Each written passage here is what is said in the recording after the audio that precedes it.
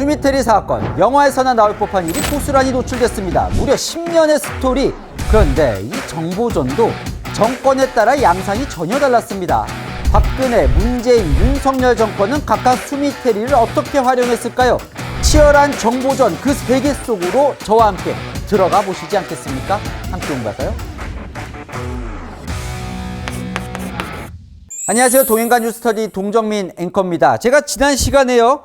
전 세계에서 미국과 유일하게 양자로 해극작전을 공유하는 저희가 지침을 공동성명으로 발표했다라는 얘기 전해드렸습니다. 이거 엄청난 한미동맹을 상징하는 장면이에요. 그런데 이 즈음에 이런 기사가 났습니다. 수미테리. 이게 뭐예요?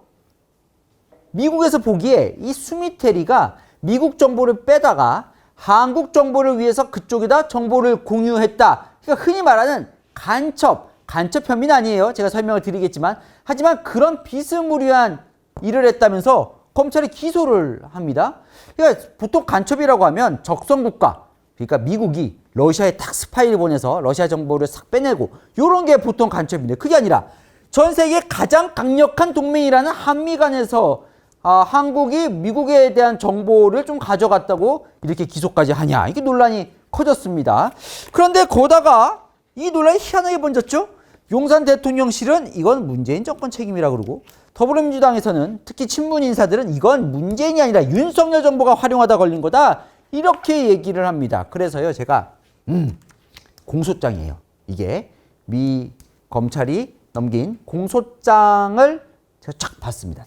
여기 보면 수미테리 디펜던트 있어요. 그래서 제가 읽어봤더니 이게 또 재밌더라고요. 왜 재밌냐? 이 수미테리를 누가 활용하는 거예요? 지금 국정원이 활용하는 거죠. 이 국정원이 활용하는 방식이 박근혜 정부 때, 문재인 정부 때, 윤석열 정부 때가 다 달라요. 네, 이걸 또 미국 FBI가 아주 집요하게 쫓아다닙니다. 자, 이 세계적인 정보전 그 속으로 저와 함께 들어가 보시겠습니다. 동투더 뉴스. 자, 수미테리라는 사람부터 살펴보겠습니다. 한국 이름 김수미, 1972년생, 12살의 홀어머니를 따라서 하와이로 갔다가 미국 버지니아에서 생활을 했고 미국 시민권자이고요. 뉴욕대 정치학 학사를 나와서 터프치대 외교전문대학원 국제관계학 박사, 그러니까 외교 전문가고 특히나 한반도 전문가예요. 조부모가 북한 출신이라서 북한 문제에 관심을 많이 가지면서 한반도 전문가가 됩니다. 경력을 보면요 아주 화려합니다. 2001년부터 2011년까지는 어디서 일하냐? 정부에서 일합니다. 정부. 미국은요 우리나라와 좀 다르게요. 정권을 오가면서 근무를 하고 외교안보 부분에 있어서는 정권을 좀 초월해서 왔다 갔다 하기도 하고 또 싱크탱크에 있다가 정부에 들어갔다가 이게 훨씬 자유롭습니다. 우리나라는 좀 그게 외교는 외교 공무원들 중심으로 돼 있고 또 바깥 전문가는 전문가 중심으로 돼 있는 것과 분리되어 있는 것과는 조금 달라요. 2001년부터 2008년까지는 미국 CIA는 뭐죠? 우리나라로 치면 국정원이에요. CIA 연구원에 있다가 백악관으로 들어갑니다. 그리고 NSC, 우리도 NSC 있죠? 용산 대통령실에 거의 국가안보회의에서 한국, 일본, 오세아니아 담당 국장을 하고요. 국가정보위원회라고 NIC, 이것도 국가기관이에요. 여기서 동아시아 담당을 해요. 그러다가 2011년부터는 정부에서 나옵니다. 싱크탱크에서 활동을 하는데 싱크탱크가 다양하게 있어요. 여러분 들어보셨습니까? 헤리티지 재단, 요건 이제 보수 쪽 재단이고, 그 다음에 브루킹스 연구소 들어보셨죠? 이쪽은 약간 진보죠. 그 외에 큰 연구원 곳곳에 있었더라고요. CFR, 요건 뉴욕에 본부가 있고 워싱턴 DC에 지부가 있는데 상당히 그림자 외무부라고 불릴 정도로 상당히 큰 싱크탱크고요. 두 차례 있었고, 여기 콜롬비아대 밑에 있는 웨더헤드, 여기도 큽니다.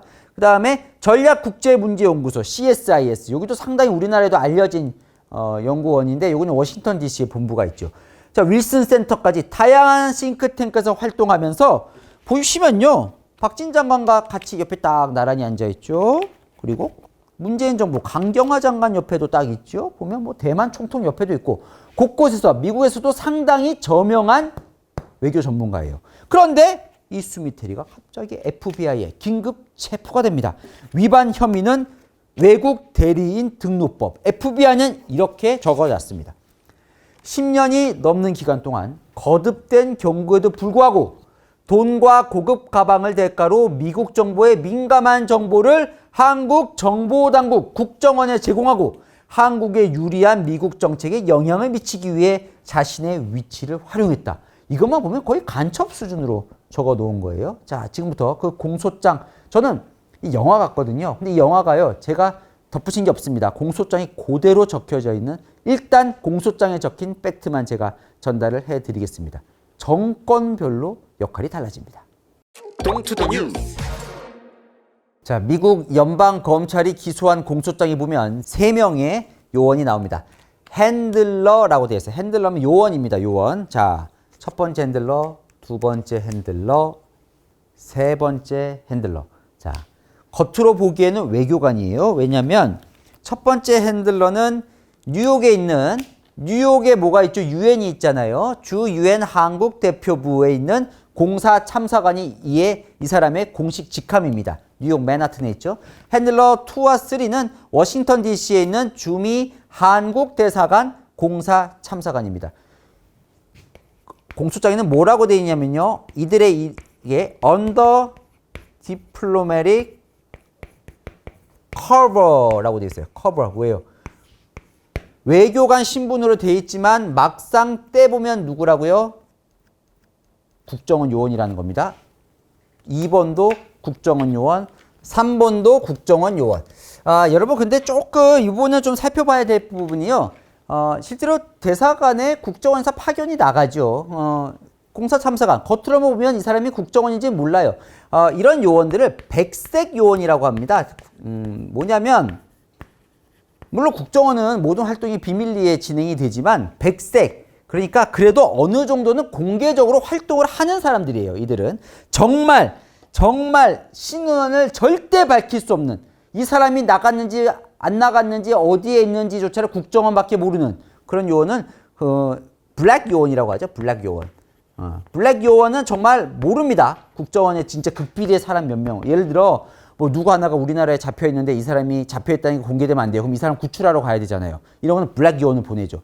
구출하다가 정말 뭐 큰일을 당해서 목숨을 잃더라도 이 사람은 죽었는지 살았는지조차 공개하지 않는 블랙 요원들이 있습니다. 국정원 중에는. 그건 전 세계에 마찬가지입니다. 정보기관이 있어요.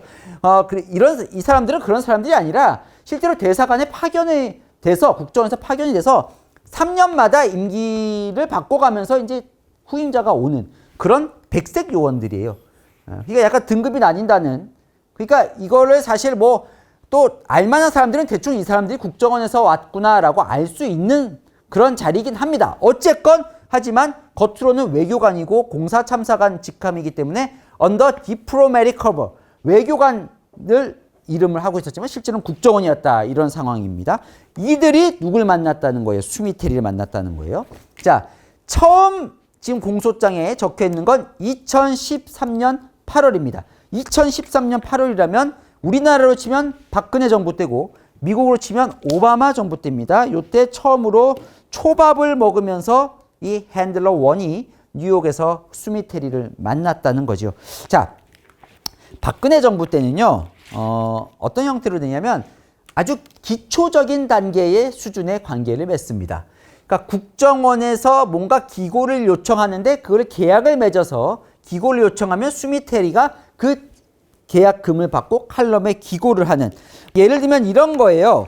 2014년 7월 8월 후에 Foreign Affairs, 이게 뭐냐면 수미테리가 아까 있었다는 CFR, 미국 외교협회라는 곳에서 발간하는 격월 잡지인데 상당히 이 외교 쪽에 있어서는 가장 저명한 잡지, 매거진 중에 하나지요. 거기에 Foreign Affairs의 수미테리가, 여기 보십시오. 수미테리가 기고를 합니다. Korea Whole and Free라고 해서 Why Unifying, 그러니까 한반도는 왜 통일을 해야 하는가, 요 내용이에요. 근데 이때 뭐냐면 박근혜 정부 때 통일, 여러분 기억나십니까? 통일은 뭐라고 했어요? 대박! 통일 대박론을 펼칠 때예요. 한창. 박근혜 대통령이 전 세계를 다니면서 한반도가 대한민국 중심으로 통일을 했을 때 지지를 하라고 모든 정상들을 만날 때마다 그 정상에다 문구에 넣고 다닐 때입니다. 통일에 완전히 꽂혀있을 때예요. 박근혜 정부, 박근혜 대통령 자체가. 그래서 이런 요청을 기고를 요청하고 스미테리가 거기에 맞춰서 돈을 받고 소규모의 외교부로부터 이거 돈 있네요. 외교부터 소규모의 돈을 받고 기고를 합니다. 미국 검찰은요 이걸 문제 삼습니다. 왜냐하면 이 칼럼을 쓸 때 외교부로부터 돈을 받아서 쓴 칼럼이다라는 걸 밝히지 않았기 때문에 이것도 문제가 된다고 본 겁니다. 그래서요 뭐 이 보면 2013년 12월에는 이렇게 주 유엔 한국 대표부 차량도 함께 타고 다니는 게 걸려요. 그럼 누가 보고 있겠어요? 지금 이거를 누가 보고 있겠어요? FBI죠. FBI가 2014년 11월에 경고를 합니다. 공소장에 정확히 적혀 있어요. 2014년에 이미 FBI 요원이 스미테리를 만나서 인터뷰를 해요. 자, 한국 국정원 요원 만났습니까? 라고 묻는 순간 스미테리는 상당히 긴장하면서 말을 더듬고 의자에 앉아있는 자세를 바꿨다라고 적혀 있습니다. 아주 자세하게 적혀 있죠. 여러분 놀라실 겁니다. 앞으로 10년 동안 이 스미테리를 누가 지켜봐요? 미국 FBI가 다 지켜보고 있습니다. 이 사람이 뭘 하고 있는지. 당시에 처음에 국정원 요원 만났습니까? 만난 건 인정했는데 누구를 만나는지 이름을 기억을 못한다고 해요. 그 이름을 알려줍니다. FBI가. 그랬더니 맞다고 인정을 하죠. 당신의 지위를 고려할 때 한국 국정원이 금품을 제공하면서 그 대가로 당신에게 정보를 요구할 수 있습니다. 무슨 말이에요? FBI가 지켜보고 있다는 겁니다. 경고라는 거예요. 내가 당신을 지켜보고 있으니까 이렇게 될 걸로 내가 보이니까 알아서 처신 잘하고 혹시라도 그런 접촉이 들어오면 어떡하라고요? FBI에 연락하세요라고 경고등을 깜빡깜빡 울리지만 스미테리 그 이후 10년 동안 계속해서 국정원과 접촉을 하죠. 심지어 문재인 정부 들어서는 이 핸들러, 국정원 요원과 훨씬 더 긴밀한 관계가 됩니다. 자, 두 번째 온 핸들러와 스미테리는 훨씬 더 긴밀해집니다. 이때는요, 언제냐면 도널드 트럼프, 미국도 대통령이 바뀌었고 한국도 문재인 대통령으로 바뀌었고 당시 국정원장은 서훈 국정원장. 자, 문재인 정부 때는 훨씬 더 긴밀해진다고 말씀을 드렸죠. 국정원은 스미테리에게 더 많은 걸 요구합니다. 비공개 만남 주소는 요청하고 정보도 좀 빼달라고 얘기를 하고요. 대신에 더 좋은 거를 주겠죠. 자, 구체적으로 좀 살펴보겠습니다. 2018년 12월 28일 두 번째 핸들러가 스미테리에게 전화를 겁니다. 따르릉 따르릉. 자, 다음 달에 우리 보스가 옵니다. 서훈 국정원장이 미국에 옵니다. 국정원장 이동하는 것도 다 보안이에요. 그죠? 국정원장 어디 왔다 갔다 하는지 밝히지 않습니다. 공개적으로 밝히는 경우도 있지만 그건 아주 드문 경우고 어쨌건 다음 달에 서훈 우리 국정원장이 1월에 워싱턴 DC로 옵니다. 왜냐하면 하노이 북미 회담이 2월에 열리거든요. 그러니까 한 달 전에 이제 미국하고 여러 가지 조율을 하겠죠. 그때 뭔가 비공개로 라운드 테이블 회의를 하고 싶으니 좀 도와주십시오 해서요. 당시에 스미테리가 어디에 있었냐면 CSIS, 아까 경력대에 잠깐 나왔었는데 전략국제문제연구소 여기에 있을 때였어요. 본인의 보스 CSIS 책임자에게 메일을 보내요. 한국 국정원장이 워싱턴 DC를 방문할 예정인데 CSI에서 소규모 라운드 테이블. 소규모 라운드 테이블이라는 건 뭐냐면 전문가, 싱크탱크 전문가, 그리고 미국 정부의 전현직 고위 관리, 아주 극소수, 정보가 아주 많은 극소수끼리 모여서 뭔가 이 지금 정세를 논의하고 싶다는 얘기예요. 실제로 그래서 이 핸들러와 스미테리 사이에서는 명단도 주고받습니다. 이 정도 명단 참석자 괜찮나요? 오케이, 그럼 그렇게 갑시다 라고 해서 2019년 1월 15일 서훈 원장이 워싱턴 DC 방문한 자리에서 비공개 회의를 열죠. 국방부 고위직 관료가 오고요. 그리고 끝나고 나서 이 두 번째 국정원 핸들러는 스미테리에게 회의가 매우 좋았습니다. 행사를 조직해준 노력에 감사드린다고 메시지를 보냅니다. 미국 검찰 공소장에 따르면요. 여기에 참석한 정직 관리는 상당히 드문 경우였다라고 얘기를 했다고 합니다. 해외 외국의 정보 수장이 왔을 때 정보 전직 관리가 와서 함께 이런 자리를 마련했다는 것 자체가 상당히 드문 일이다. 본인은 처음이었다. 이렇게 얘기를 했다고 해요. 자, 상당히 좋은 자리를 지금 마련을 해준 거죠. 대가를 줍니다. 어떻게 주느냐. 요거는 뉴스에 많이 났는데 자, 이것도요 참 국정원이 이런 것까지 하나 싶을 정도였지요. 워싱턴 DC에서 한 6km 정도 떨어져 있는 메릴랜드주에 있는 셰비 체이스로 같이 갑니다. 핸들러 요원과 스미테리가. 상점에 들어가서 뭘 사줘요. 돌체인가바나 코트를 사줍니다. 수미테리에게. 누가 긁어요? 핸들러가, 국정원 요원이 신용카드로 긁어요. 국정원 요원은요, 외교관으로 지금 등록이 되어 있는데 외교관은 면세입니다. 그래서 좀 싸게 살 수 있어요. 모든 전 세계의 외교관들은 세금이 면제가 됩니다. 협약이 맺어져 있기 때문에. 싸게 사주고 수미테리가 차 코트를 이제 가지고 나가죠. 같은 날 두 사람은 워싱턴 DC에 가서 또 사줍니다. 이번엔 뭘 사주느냐? 보테가 베네타 가방을 사줘요. 명품이죠. 다 명품. 요거 지금 2,845, 2,950달러면 한 400만 원 되는 거예요. 자, 사줍니다. 그런데 이 사는 모습이 고스란히 이 공소장에 CCTV로 찍혀 있습니다.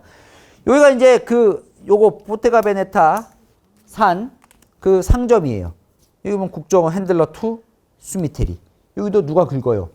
핸들러가 신용카드를 긁죠. 같이 나가는 장면이 이렇게 고스란히 찍혀 있는 거예요. 그리고 이틀 뒤에 수미테리는 혼자서 다시 쉐비 체이스로 갑니다. 그리고는 이 돌체인 가바나를 주고 교체를 해요. 뭐로? 더 비싼 크리스티안 디올로.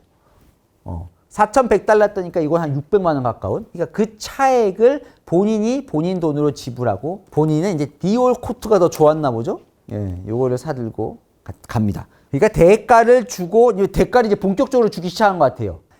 두 번째 핸들러 임기가 끝나고 세 번째 핸들러가 옵니다. 같이 만납니다. 2020년 8월 12일 핸들러 2와 핸들러 3가 동시에 앉아 있습니다. 뉴욕 맨하튼에 있는 고급 레스토랑이에요. 자, 어떤 자리냐? 핸들러 2가 핸들러 3에게 인수인계를 해준 자리입니다. 누구를? 수미테리를 소개해 주는 장면이에요. 이 장면 누가 찍고 있습니까? FBI가 찍고 있었던 거지요. 자, 핸들러 2는 이제 다시 귀국합니다. 그리고 이제 핸들러 3가 새로운 임기가 시작이 되지요. 2020년 11월 30일 수미테리 주선으로 비공개 워크숍이 주최됩니다. 당시 코로나죠. 팬데믹 이후에 북한 경제는 어떻게 될 것이냐. 이 자리에 민간기업, 학술기관, 미국 정보 관계자, 그리고 누가 참석해요? 핸들러 3가 참석을 합니다. 이런 거예요. 그러니까 여기 이런 자리는 뭐예요? 핸들러 3에게 이런 중요한 사람들에게 네트워킹을 할 수 있는 자리를 마련해 주는 거예요. 소개를 하겠죠. 국정원 3 요원이 와서 제가 외교관인데 제가 이쪽 담당입니다. 라고 하면서 서로 인맥을 넓혀주는데 행사를 주선을 해주는 겁니다. 그러고 또 대가를 주죠. 어떻게 주느냐. 2021년 4월 16일 미국 워싱턴 DC의 한 상점에서 뭘 사주느냐. 루이비통 가방을 사줍니다. 3,450달러, 500만 원 되는 돈. 거기 또 다 찍혀있죠. 세 번째 국정요원이 와서 긁어주죠. 그리고 나서 나오는 장면도 찍혀있습니다. 이 상점에서 나오는 장면도 찍혀있어요. 국정원 요원이 백을 탄 걸 들고 있고 수미테리가 뒤따르고 있죠. 이때 국정원장을 보니까 박지원 지금 의원이더라고요. 국정원장 시기입니다. 그런데요. 더 무서운 건 뭔지 아십니까? 이 같이 스시 레스토랑에 가거든요. 갔다가 호텔바 갔다가 하는데 스시 레스토랑에서 어떤 대화를 나눴는지도 공소장에 들어있습니다. 뭐라고 나왔냐면 수미테리가 한국 담당하는 국무부 고위 관계자가 나와 긴밀한 관계입니다. 뭐 이런 얘기를 했다는 거예요. 이 고위 관계자는 CIA와 국가정보위원회에서 근무했던 고위직인데 이 고위 관계자를 내가 안다고 하는 내용으로 서로 대화를 나눴다는 거예요. 이거 어떻게 알았을까요? 뭐 도청을 했는지도 의심이 되는 그런 대목이기도 하죠. 자, 어쨌건 이 가정이 모두 찍혀 있는데 이로부터 1년 동안 이 두 사람이 몇 차례 어디서 만나는지 스시를 좋아해요. 주로 고급 스시 레스토랑에서 많이 만납니다. 그리고 또 해산물 레스토랑에서도 만나고 그게 날짜별로 장소가 다 공소장에 적혀 있습니다. 그러다가 제가 볼 때는 FBI가 요건 좀 선을 넘었는데 하는 일이 발생을 하는데요. 2022년 6월 17일. 이때 무슨 일이 벌어지냐면 미국 국무부에서 전문가, 민간 한반도 전문가 5명을 비밀리에 부릅니다. 자, 누가 부른 거냐? 토니 블링컨 국무장관이 고위 관료와 함께 비공개 간담회를 가집니다. 그러면서 이제 북한 얘기를 어떻게 할지에 대해서 의견을 듣는 거예요. 전제를 답니다. 여기서 나온 얘기는 오프 더 레코드. 저희 사실 정치부 기자들도 이 내용 많이 쓰는데요. 자, 이거는 언론에 쓰지 않기로 하고 배경 차원에서 알려주는 거야 라고 겁니다. 오프 더 레코드. 그러니까 언론에 이걸 알리거나 릴리스하거나 다른 정보기관에게 알리면 안 되는 내용으로 비밀리에 속을 터놓고 북한 상황을 논의하는 거죠. 네. 국무부 장관이면 우리나라 치면 외교부 장관이에요. 아주 높은 자리입니다. 서열로 치면. 거기다가 이게 뭐 미국 국무부 장관은 전 세계 외교를 다 담당하니까 거의 세계 대통령 수준이에요. 그죠? 네. 그런데 행사 끝났어요. 1시간 진행이 되거든요. 1시간 끝나고 수미트리가 나와요. 나오는데 차에 하나 탑니다. 그런데 그 차가 대한민국 외교관 차량이에요. 여기 이 차 안에는 국정원 요원이 타 있었죠. 그러면 이 수미트리는 뭘 주느냐? 자, 그것도 다 여기 찍혀 있습니다. 이게 뭐냐면, 자, 비공개 간담회 때 메모를 합니다. 수첩에 메모를 하는데 그 수첩 메모지가 이 수미테리가 있던 싱크탱크 편지지였다고 하죠. 거기서 2장 메모한 거를 들고 이 차에 타는 거예요. 그러면 국정원 직원이 그 2장을 사진으로 찍은 겁니다. 이 찍은 게 미국 검찰이 넘기는 공소장에 들어 있습니다. 이걸 어떻게 미국 검찰이 입수했을까요? 상당히 이런 게 더 궁금하긴 하더라고요, 저는. 그렇잖아요. 이걸 누가 찍었어요, 지금? 핸들러 3가 찍은 거예요, 국정원 요원이. 근데 이 찍은 거를 어떻게 미국 검찰이 갖고 있죠? 예. 상당히 그것도 궁금하던데. 어쨌건, 근데 미국 입장은 기분이 나쁘죠. 자, 입장 바꿔 생각해 보십시오. 우리나라 조태열 외교부 장관이 자기가 그래도 믿는, 진짜 들을만 하다고 생각하는 우리나라 전문가 5명을 불렀어요. 그래서 절대 이거는 내가 속 터놓고 얘기하는 거니까 밖에 나가서 얘기하면 안 됩니다. 라고 해서 1시간 동안 논의를 했어요. 근데 그중 전문가 하나가 나가자마자 미국 CIA에게 있었던 얘기를 건네준 거예요. 아무리 동맹이라고 해도 국익이라는 게 있는데 사실은 기분 나쁘죠? 물론 미국 정부와는 모든 걸 터놓고 공유하는 사이라고 하지만 그래도 그렇잖아요. 그러니까 미국 입장에서는 상당히 기분이 나쁠 일이죠. 이걸 한국 국정원에게 바로 넘겼다는 게. 자, 어쨌건요. 지금 막 이렇게 정보를 넘겨주면 이게 가방 사주고 뭐 코트 사주고 이런 식으로 됐잖아요. 윤석열 정부 들어서는 완전히 새로운 방식으로 또 바뀝니다. 동투더 뉴스. 자, 윤석열 정부 들어서는요 좀 바뀌는데요. 뭐냐면 대가를 뭐 따로 뭐 백이나 뭐 코트 이렇게 사주는 게 아니라 수미테리가 근무하고 있는 싱크탱크에 후원을 합니다. 그리고는 한국 정책을 좀 홍보해달라. 요거를 하는 형태로 좀 바뀌는데요. 윤석열 정부는 이렇게 얘기를 해요. 실제로 이렇게 싱크탱크에 비공개로 후원을 해주고 거기서 뭔가 도와주는 이거는 정상적인 로비의 일상적인 형태다. 그렇기 때문에 문재인 정부 때 했었던 이렇게 가방 사주고 이런 형태의 이런 대가 거래와는 다른 정상적인 거래라 이렇게 얘기를 하고 있지만 미국 검찰은 이것 역시 잘못된 거라고 하면서 공소장이 적시가 되어 있습니다. 그러니까 이런 식이에요. 당시에 수미테리가 윌슨 센터에서 근무를 하고 있었는데 11,000달러의 수표를 발행해서 그 윌슨 센터한테 줍니다. 그러니까 11,000달러면 얼마예요? 한 1,400만 원 되려나요? 그러니까 요 수표를 무슨 이름으로 발행하냐면 대사관 이름으로 발행을 하는데 실제로 그 돈을 넣은 거는 국정원이 넣은 거죠. 윌슨 센터는 이 돈이 국정원인지는 당연히 몰랐을 것 같고요. 자, 그러면 이렇게 싱크탱크 후원을 하고 한 차례가 아니라 몇 차례 후원을 합니다. 뭘 홍보해달라고 하느냐. 윤석열 정부는요. 정권이 바뀌었습니다. 그죠? 문재인 정부에서 윤석열 정권을 바뀌고 나서 요 2가지에 상당히 공을 들였어요. 자, 첫 번째는 미국의 해구산. 제가 지난 시간에 말씀드린 워싱턴 선언과 뭐 이게 다 여기 관련된 거죠. 그 다음에 한일 관계 개선. 요거를 좀 도와달라 그래요. 그래서 어떻게 되냐면 2023년 작년 1월 10일에 워싱턴 DC 스시 레스토랑에서 핸들러 3와 수미트리가 만납니다. 거기서 핸들러 3가 뭐라고 요청을 하냐면 한국이 지금 추구하는 거는 핵 잠수함 같은 미국의 이 핵 전략 자산을 우리나라에 정기적으로 배치하는 게 우리의 목표입니다. 라고 얘기를 해요. 그랬더니 9일 뒤에 Foreign Affairs의 수미테리는 이 내용을 넣은 칼럼을 씁니다. Foreign Affairs의 The New North Korea Threat, 그러니까 북한의 새로운 위협이라는 칼럼을 쓰면서 미국이 실제로 폭격기에 핵무기를 탑재 가능한 무기를 시스템을 그거를 한국에 순환 배치, 전기 배치 비슷한 얘기죠. 계속 돌아다니면서 배치를 해야 된다는 거, 정기적으로 배치를 해야 된다는 것. 그리고 이날 또 이렇게도 요구를 하거든요. 대한민국 정부는 미국과 핵 협의 그룹을 만들고 싶다. 그래서 미국이 핵 계획을 수립할 경우에 정보 공유를 활성화했으면 좋겠다. 그때 이 칼럼에 이 내용도 적혀 있습니다. 미국과 한국은 핵 협의 그룹을 만들어서 지속적으로 안보 협력을 검토해야 한다. 놀랍지요? 왜요? 이 내용 제가 지난 시간에 보신 분들은 정확히 기억하고 있으실 겁니다. 4월 26일, 이때가 1월이었으면 3개월 뒤인 4월 26일에 한미 워싱턴 선언을 맺어요. 그 내용이 뭐예요? 이 내용이에요.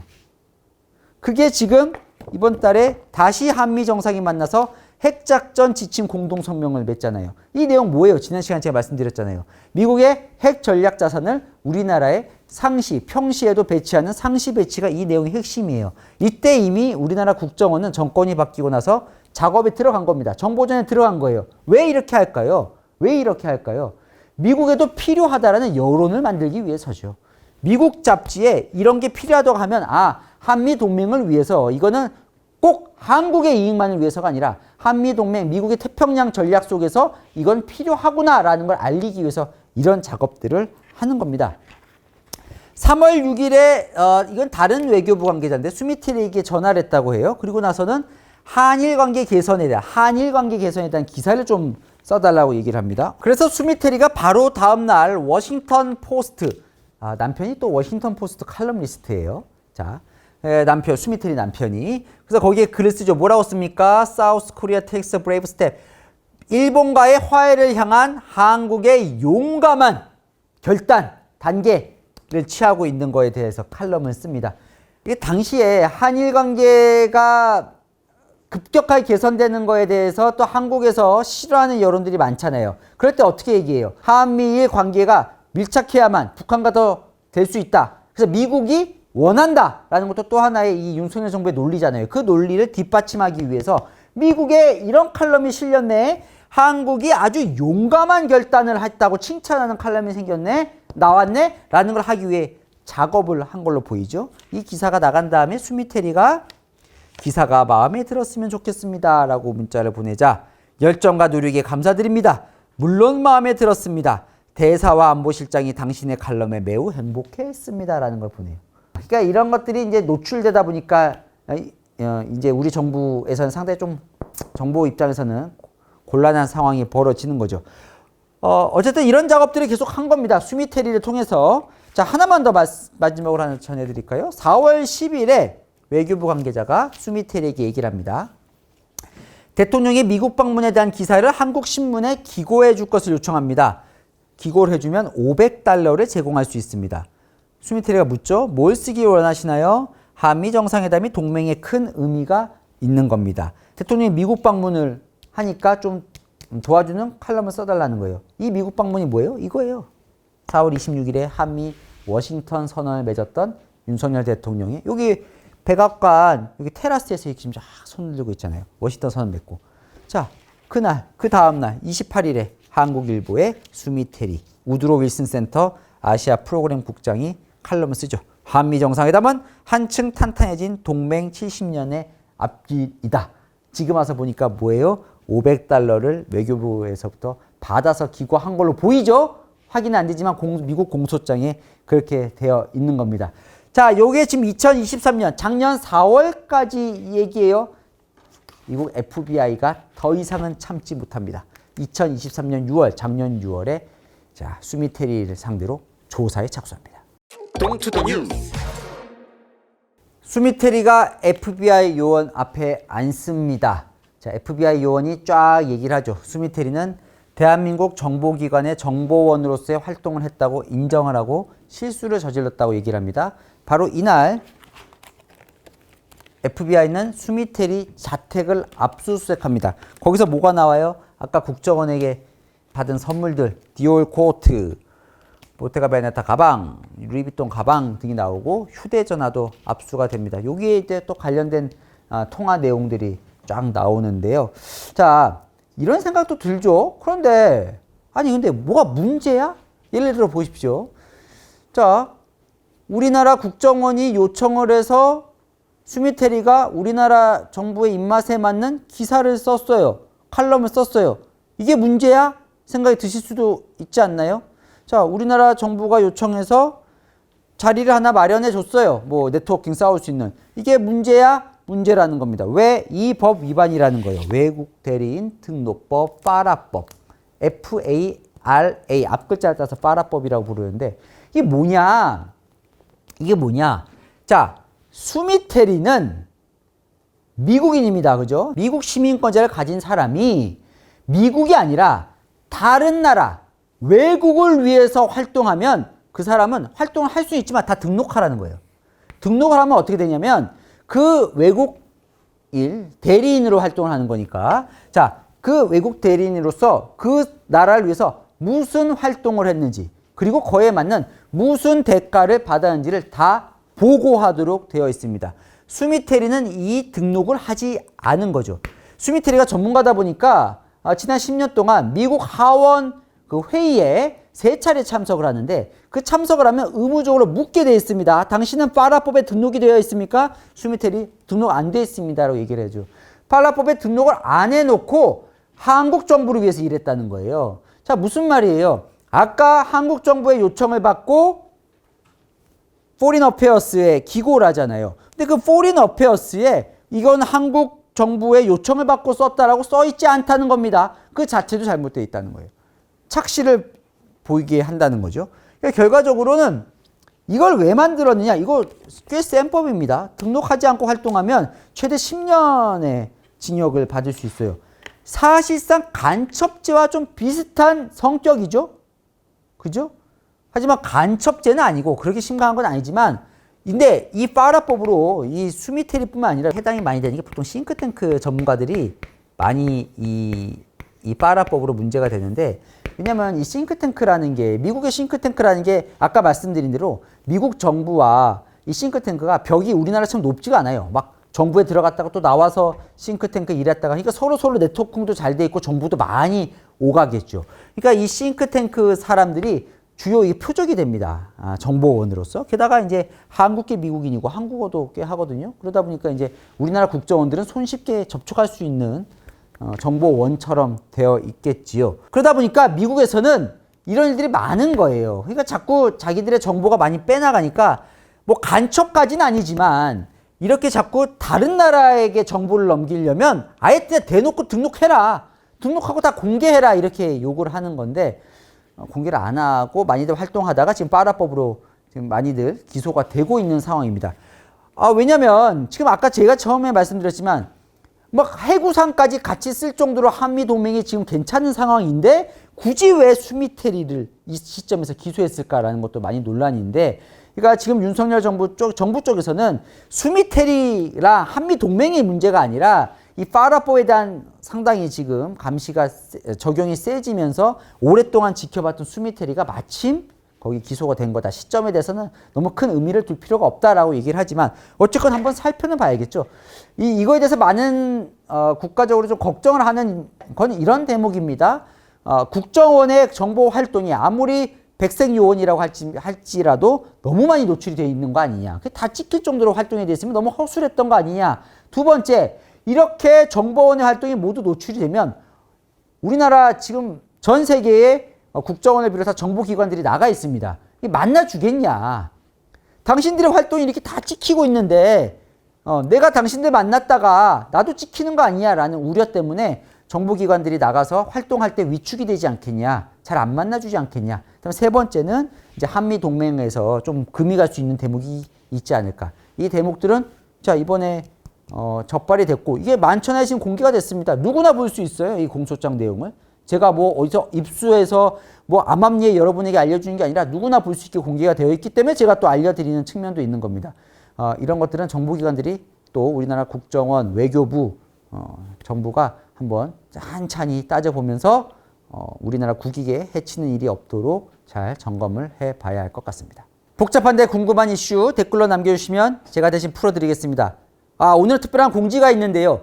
지금 이게 198회 도인가 뉴스터디가 198회입니다. 이번 편이. 자 그러면 무슨 얘기예요? 다음 주가 199, 200회입니다. 드디어 200회. 자, 200회를 맞아서 저희가 특별한 이벤트를 준비 중인데요. 일단 어떤 걸 해주면 좋을지 댓글도 많이 남겨주시고 그 200회 예고도 아마 나갈 겁니다. 거기에 여러분에게 좀 궁금한 것들 질문도 좀 요청을 드릴 텐데 댓글도 많이 참가해 주시면 감사하겠습니다. 아시죠? 평일 오후 7시엔 뉴스에이, 주말 오후 3시엔 동인과 뉴스터디 다음 주에 특별하게 뵙겠습니다.